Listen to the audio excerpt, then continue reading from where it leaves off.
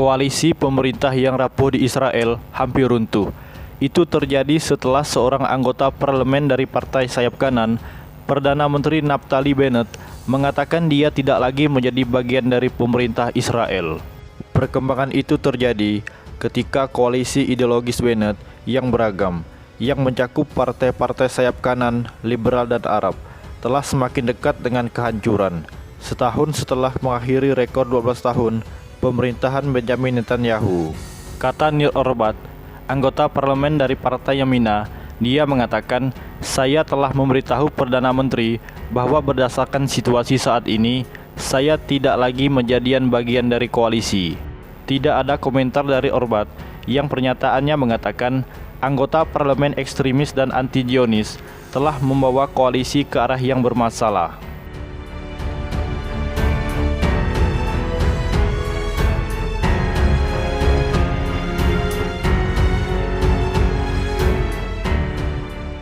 Pernyataannya mengatakan dia ingin menghindari pemilihan lain dan tidak akan memilih untuk membubarkan parlemen, meskipun kepergiannya membuat koalisi Bennett kekurangan 2 mayoritas dengan 59 kursi di Knesset yang beranggotakan 120 orang.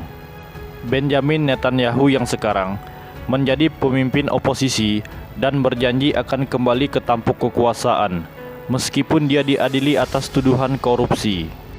Setelah berminggu-minggu pertengkaran di antara para mitra, tanda paling jelas dari kelemahan koalisi datang pekan lalu ketika rancangan undang-undang yang memperluas hak hukum sipil Israel untuk pemukim di tepi barat, wilayah Palestina yang diduduki Israel, dikalahkan di parlemen.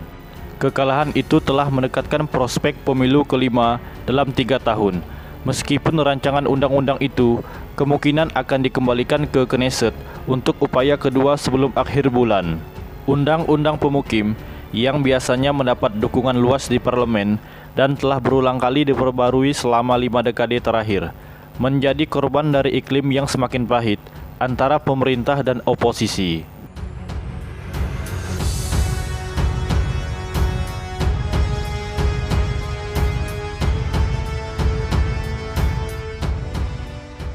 Anda tidak berjuang untuk negara kami, tetapi untuk kursi Anda sendiri, kata Netanyahu kepada Bennett, yang pernah menjadi salah satu pembantu terdekatnya selama debat di parlemen.